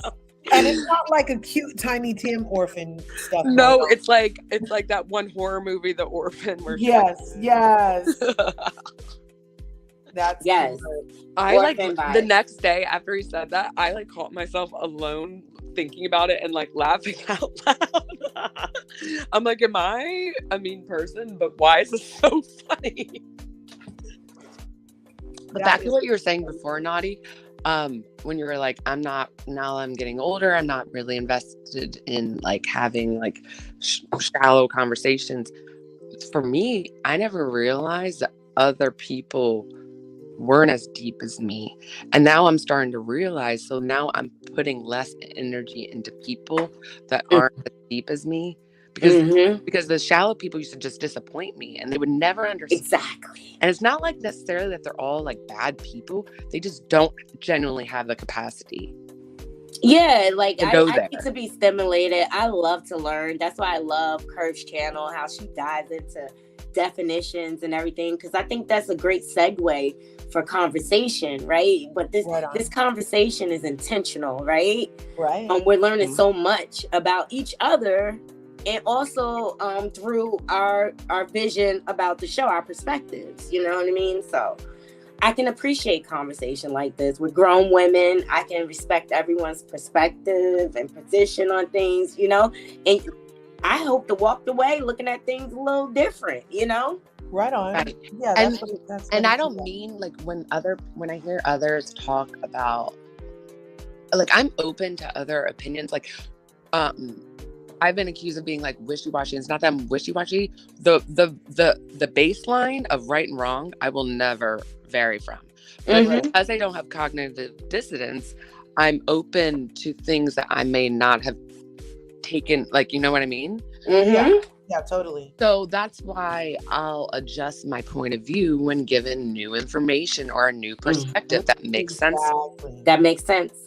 And that's the sign of an elevated mind, though, that you're open to. You have an open mind. It's not linear. You're open to, expanding that. Let's go on that, instead of being all in a box. Put me in this box. You can only live here. Oh, there's a line. Let me stay within that. You know what I mean? Let me just go with the status quo because that's what everybody else is doing. Yeah, Mia's great. Nope, that bitch is confused. And so, like, with the whole, like, the thing with, like, the right and wrong, I feel like there are some gray in a lot of Mia went to prison on top of it, you guys? Yeah. Oh my God, did she really? Like, we need to be talking about that. We need to investigate this. Let's go. I'm telling you, Mims is on to something. Let's look at Mia. But what I'm saying is that I don't know, like, when people are like, well, we need to look at other opinions, guys. I'm like, not when things are a matter of right and wrong. Okay? Like, I don't feel like I'm being closed-minded in that. And remember what we each made a comment to each other last night, Curves, and we were like, when someone is literally validating the violence on Wendy, right? I'm now looking at them going, what do you do exactly in your personal life? Exactly. And this is the culture that needs to change, right? Like this bullying mentality, like, because Wendy used her words. There was no reason for Mia to get that aggressive to her. I mean, and especially because you started it, all right? You brought it back to the table or whatever. But this culture had this bully culture and people lashing out. It has to stop. Like, but it is glorified and celebrated, you guys, like amongst our youth. Right? So now it's across the board and people think it's like entertaining for TV and let me tell you, I love my love in hip hop. You know what I mean? But I feel like they're trying to like clean it up now. That Curve's casually scrolling through Mia as your Well, Mims pointed out, like, she's getting the internet scrubbed. She's getting like so much stuff is gone that used to not be up. Yeah, they do that.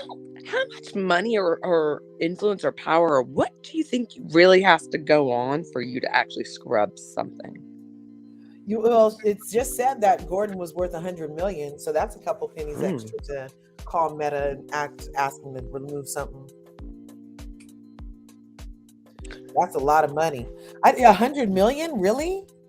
He doesn't strike me as a. Well, see, when the whole thing, when people look up people's net worth, that is stuff that they choose to project. So a lot of times when you are super rich, you want to report that you're not as rich. So the real rich people lowball it, and the less rich people highball it. If that makes sense. Right. I did not see that Mia went to jail in that scroll I just did. It only ever talked about her mom being in jail. Yeah. So. But what about her father?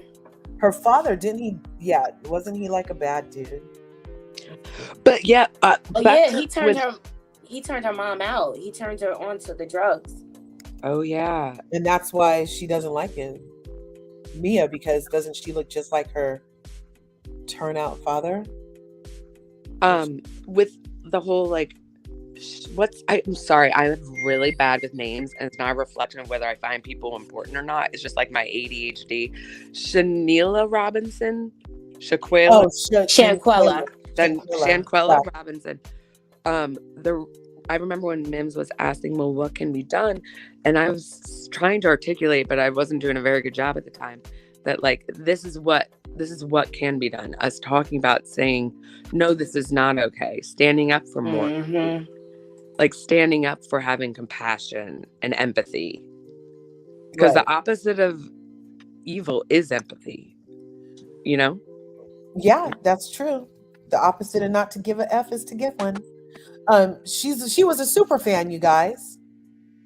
That's one thing. So do you guys like housewives that get added that are super fans or come in and say, oh, I never watched an episode? I never believe them when they say I never watched that. Yeah. It's too popular. They're going to see it somewhere on their social media or something. I never believe them. So was, okay, so I guess, I think at the time when this came out, I never really like paid much attention because, like I said, Mia, I just ignore. I'm just like, whatever.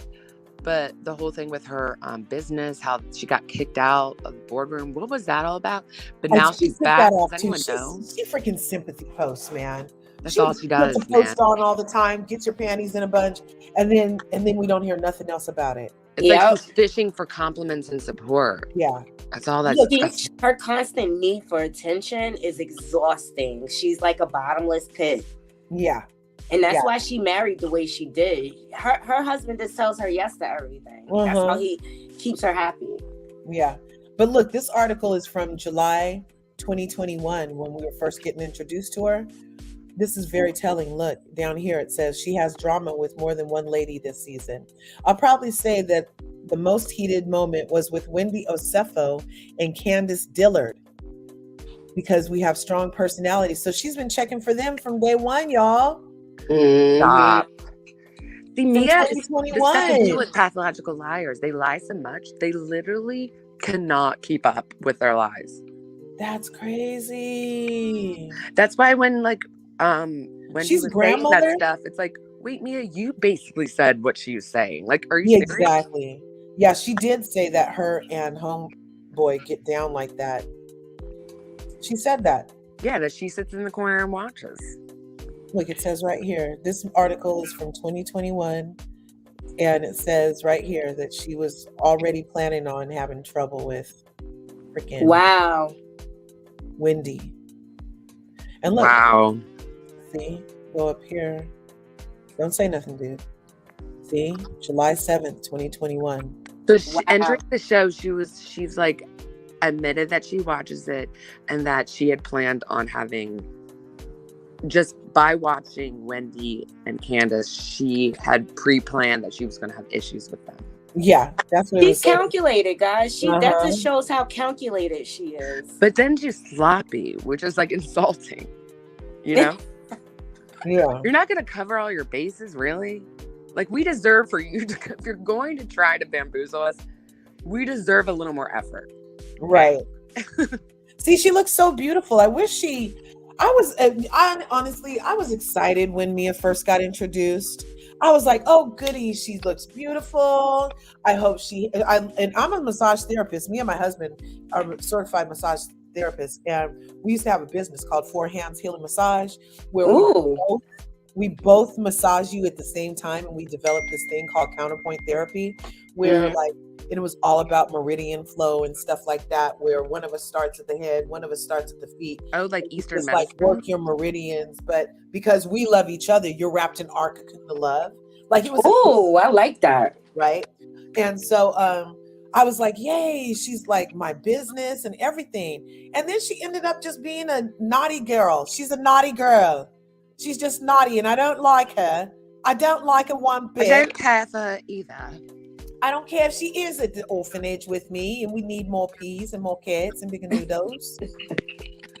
Mia, if you want to go, then go. Okay? Yes, just go over. She's too much. She's too much. Yes, she is. I can't believe I can believe that whatever she did to Gordon on that beach when he was married was enough to make him go home and be like, I gotta go, wife. I can believe it. I could believe it too. I could see that for sure. Yeah, Yeah. she had the eye of the tiger and she was going for Yeah. it. No, she strikes me as the type of person, she always is gonna have her way, no matter what. Because she never had her way as a child, so now it's like her sole purpose in life. Right. And it's every like all time manipulation. Every time she Yeah, no acts matter out, how I just she needs to see get it. her inner little girl screaming like, pay me attention, why am I not enough? Pay me attention, why am I not enough? Because when she was making people say you're not loyal and all this, like that's literally what I picture. I picture no one was loyal to her in her childhood. So that's why like just blunt loyalty is her thing. For real. I just I don't know how much longer she's going to be on the show. She did do that another sympathy post. She was out of here. She had to make the best decision for her business, and her family.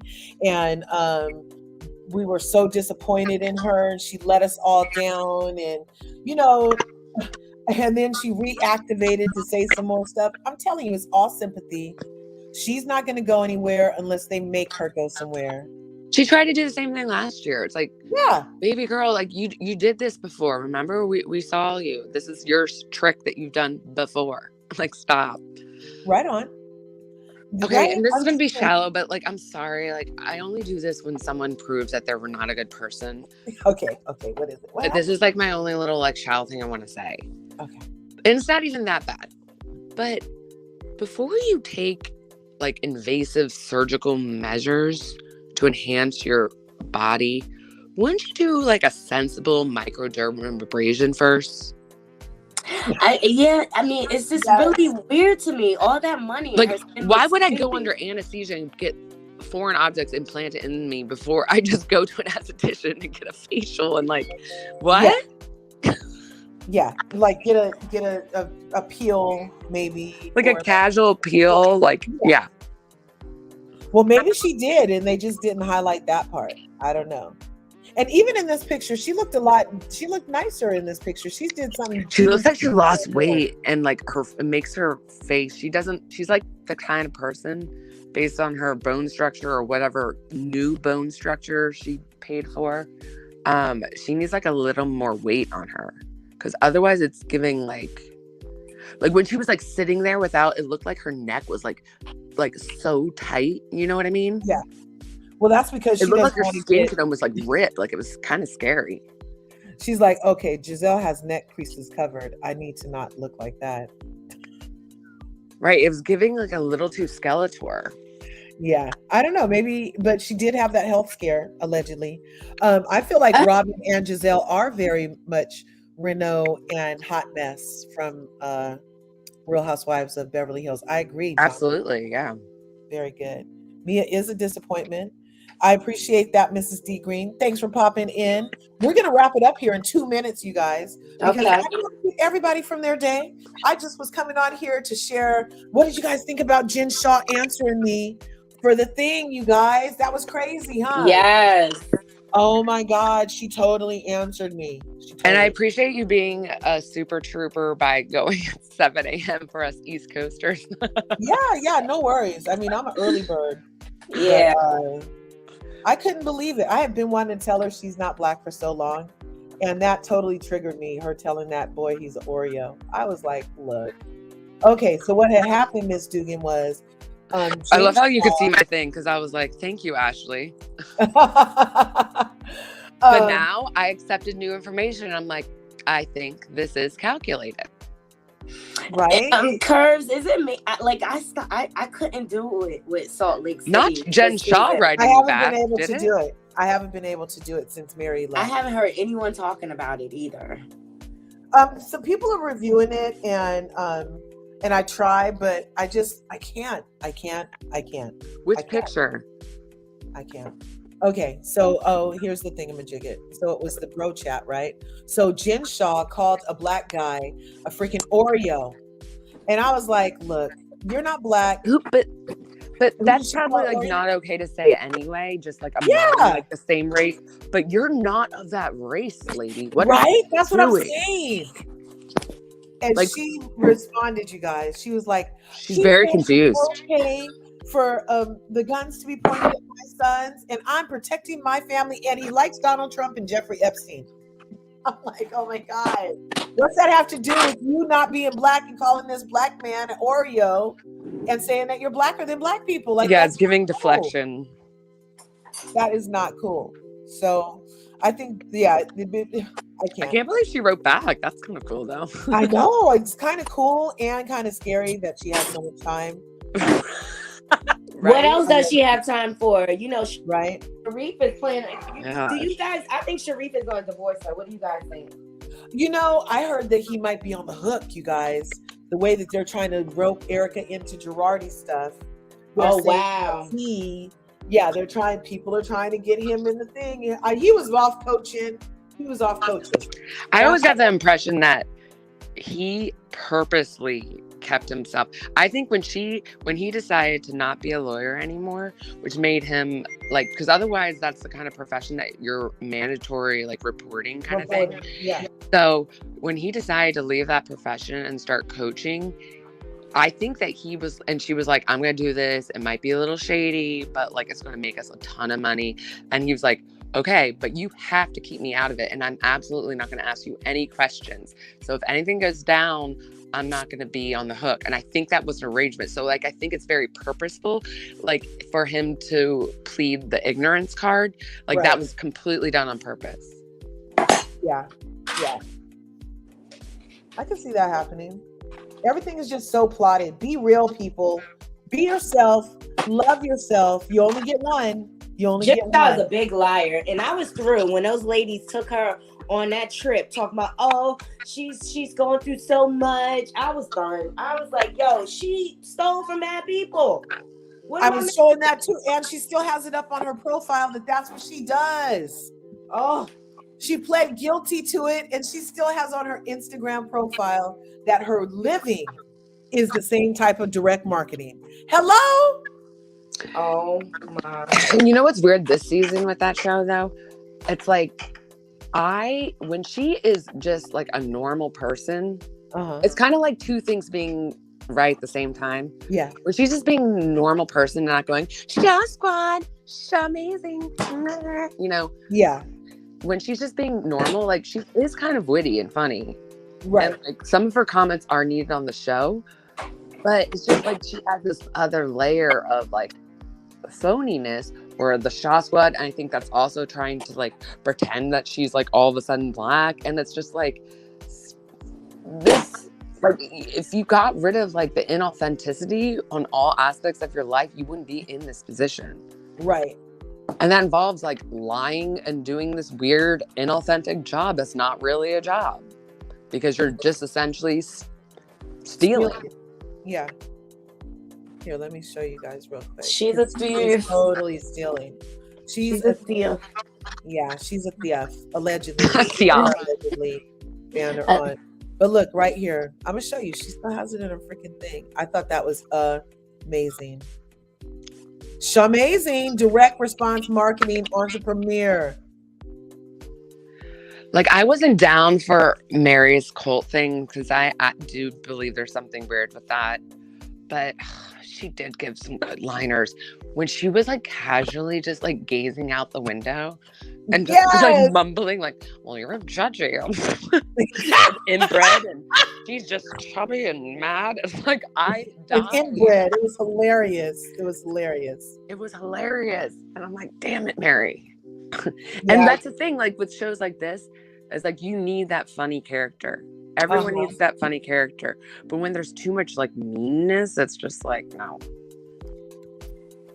And I really wish, like, I remember last year when we saw like a little like Wendy Candace combo, when they tag team, they're good. When they were at like Giselle's driveway party, when she was doing the shade, you know? Yeah. They were good. What are you bringing? Your luggage? Like, they were back and forth, and they're like, had a lot of chemistry, and they were funny, and they had the ability to just shut them down, and it was great. I loved it. I totally missed Mary so much, but they don't deserve her. She's too good for them. They had their chance to be around her and had their chance to have her for a showmate. And now they're floundering without her. Because no one's funny on that show. Yeah. You need a funny character. Someone was like, I think it was Nikki Starr. I'm not sure. Like these shows, when you have like a collaborative of personalities, each person, it's kind of like a girl group or boy group. Like each one needs to have like a role. You know what I mean? Yeah. Like you need to have the comic relief. You need to have the villain. You need to have the person on the fence. You need to have the diva. Like you need to have like these are all essential caricatures of people that you need, you know? Yeah. And when you don't have the funny, it's just like, I gotta go. You know? Whitney is so annoying to me. And I said last season, you guys, I called it. I said, Whitney was like, oh, I took $1 million out of our account so that I could rebrand a company that nobody ever heard about. And I saw her husband like and literally I go to the was like, bathroom in his pants. I said, I thought that whole thing, her saying that on TV, was going to be the beginning of something happening with his business. And sure enough, he ended up losing his job by her mentioning that he was working at the place. But they had also said that he was invested in a multi-level marketing business. Yeah, there's all sorts of or shade. something like that. But remember when Jen Shah got arrested and all of a sudden she had like a basic PowerPoint presentation up and running of everything that has to do with what's it called, laundering and stuff, like, you know what I mean? It's like, wait, Yeah. how do you know all of this, Whitney? Excuse me, I have some follow-up questions, you know?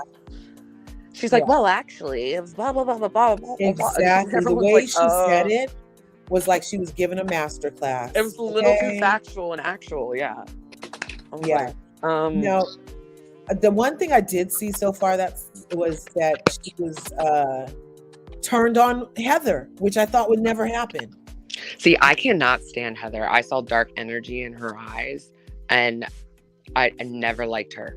As soon as I saw, like, I don't know, like, I'm just kind of learning my, like, it's going to sound weird, but I'm just kind of like learning my intuition a little better.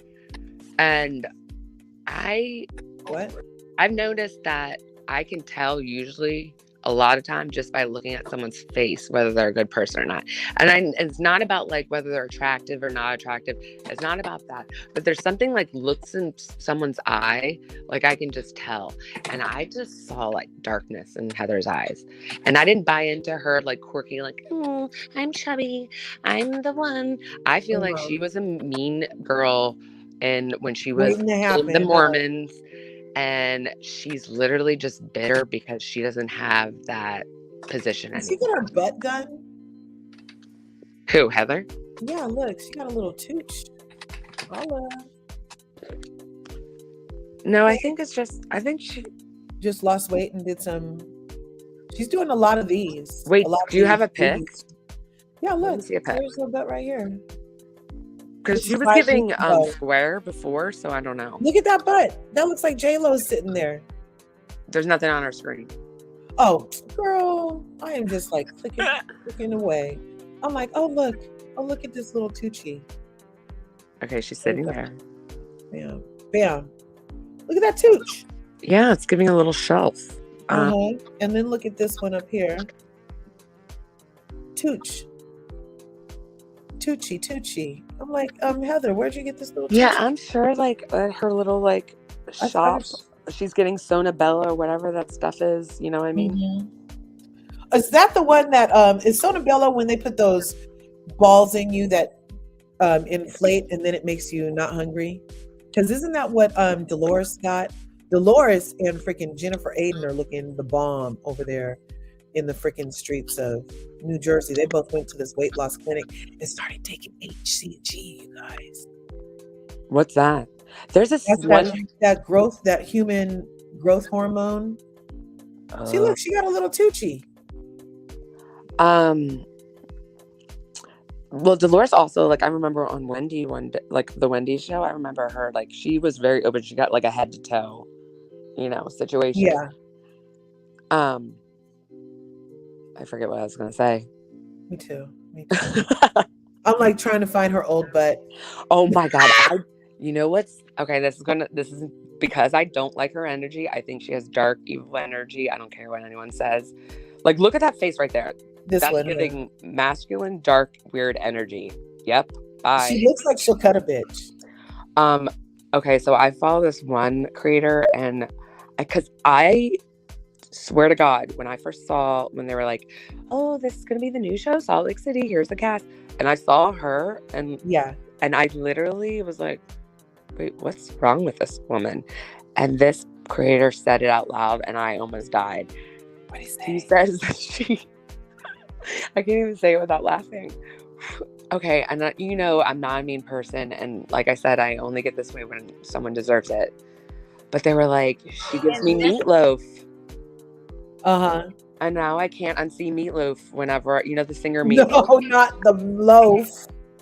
Not a. I can't unsee loaf. it. I can't unsee it. Oh my gosh. That's hilarious. Oh, yeah, she didn't used to have those cakes, you guys. She did not. 2 out of 3 ain't bad. Because now she turns around in all her pictures so we could see her butt. And she didn't used to do that because she didn't like it. Oh, yeah. She's doing a bend and snap kind of perk. Yeah. Yeah, she's doing a little toochie. Okay, that's enough. Get away from me. Yeah, like help. Oh my gosh, what's happening? Oh my God, that show is on life support. That's what's happening. Sorry, guys. I had to do a little work. I fell in a cornhole. Sorry, you guys. Yeah, Coco, I don't trust Heather at all. Like, she gives me bad vibes. And in my experience, once I get that kind of like feeling, I've never been wrong. Like, there's something dark about her. I don't like her, especially her. I get a little from Whitney I don't like about her is that she's always like, oh, my colonialist grandparents who built this country. I'm like, oh, okay. Okay, so my level 7 conspiracy theorist can get into that, but I'm gonna. I know, right? Yeah, my level 7, I'm like, really, bitch? Like my level 7 is twitching right now, but right. You guys don't know me and Natasha. We are hilarious. Like, you guys check out what level 7 could possibly be, and tell us in the next one. Curve sent me like this chart of like, what kind of conspiracy are you? And it was like 1 through 6. I was like, and I was like, girl, I'm level 7. Like, what? This is amateur stuff over here. Yeah. Oh my gosh. We passed virtual tinfoil back and forth to each other. We keep going there. We're like, need another layer? Okay. But I have to go. Okay. And I love you guys. Thanks for coming through. All right. Love you guys. Love you guys. Hey, you guys. Naughty Love. Bye, Naughty. LLC, Bye. Naughty Love Movement. Bye. LLC has a channel on these YouTube streets. If you don't know, now you do. Oh, I didn't know that. I'll have to check it out. Yeah, and check her out. Subscribe. She does great. She made some salmon cakes over there. She does reviews. We do hot topics. She does deep dives. She does a little smorgasbord. Love it. Yes. That's how I am. I do a little bit of everything. Yes. And then Natasha, do you have channels? You just come and support, right? Right. I'm just a supporter. Yeah, hey, there can be no us without you. So, hey, thanks for coming through and supporting us here today. Thank you. And everybody in the chat, we got to do our clap out. Real quick, what is Naughty's channel again? Naughty Love LLC. It's Naughty Love Movement. Yes, Naughty Love Movement LLC. Here, let me put up her comment earlier. Here we go. Where are you? Because I can't put your link in here. I put some links in earlier, but they didn't go through. Somebody was asking me about Novatech in the chat. Hey, if you email me at largacurves@gmail.com, I will send you everything I know about Novatech. What's Novatech? Novatech is the investment that I made. It's within the Dr. Heavenly investment group. It's not her specific hedge fund, but it is that. And anyway, so I put in some money, and that money it's on its way to tripling. Oh, wow. I put it in April, and it already doubled. It doubled back in August. So April to August, it doubled, and now it's on its way to triple. And it's a compound interest account that gets between, on average, 3% return a week. So like last week, it was a nice little return in there. And so anybody who wants information on it, I did a whole thing on it before, but I was going to do a refresher because it's really taking off right now. So Novatech? Novatech, yeah. Oh, here it is. Bam. So you guys, this is how Naughty Love's channel comes up. Naughty Love Movement LLC, right, Naughty? Yes, that's Oh, correct. gotcha. Check her out. Go through and support. Thank you, everybody, for being here. We appreciate your energy. We appreciate you rocking with us this morning. Natashki, as always, sis, it's a pleasure. Naughty Love, you know you got me. I got you, girl. I love you. Yes. Thank you so much. And thanks for coming through and sharing your opinions this morning. Thanks for having me. This was fun. Smash the buttons. I didn't never ask you to smash the buttons. So I hope you guys was liking the video while we was talking. Like, subscribe, hit the bell so you can be part of this beautiful curvy community that we're growing. And I'll see you in the next video. All right, bye. Have a good day.